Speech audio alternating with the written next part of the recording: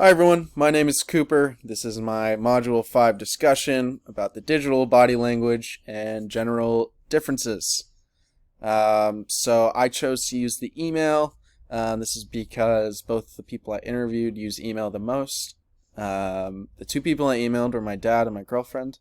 My dad is the CFO at the Aspen Music Festival. He's been in professional finance for over 20 years. He writes emails every day to his employees, musicians that they want to come, and attendees. My girlfriend is a fashion designer and artist. She's been in the industry for 3 years, and every day she's writing emails to buyers, prospective clients, and wholesalers. So I asked each of them 3 questions. So let's get into it. The first question I asked was, what is something you should always do when writing an email? I'll do my dad first. He said you should always keep your professional email short and concise.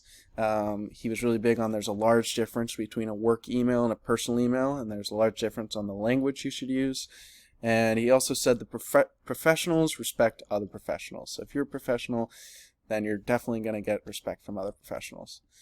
My girlfriend said when asked the same question, she said make sure your email is visually appealing to the client.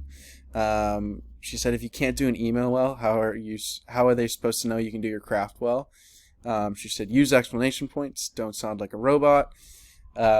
She wanted to make sure you use the correct terminology, so there's no confusion on what you're talking about, and always remember to proofread all your emails.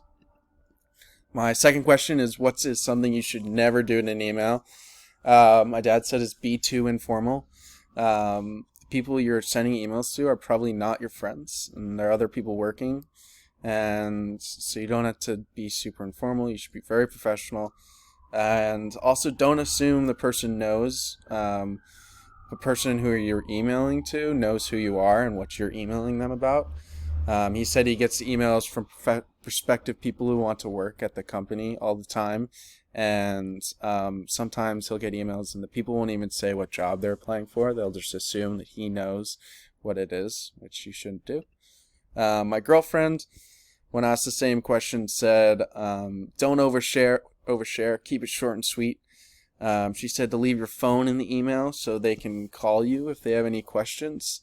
And don't use informal language. She also said that even if you know the person would understand it, because it makes you look bad as a professional when you do that.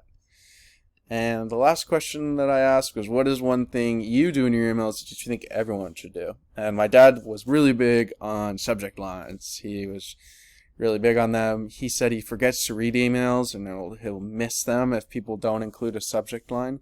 And he says it makes for a much easier communication. You'll know what the email is about before you open it, which is really helpful. And my girlfriend said you should personalize them. Make the email yours, make the email unique.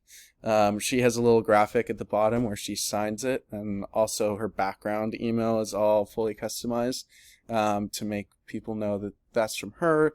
It makes it look more professional and everything like that.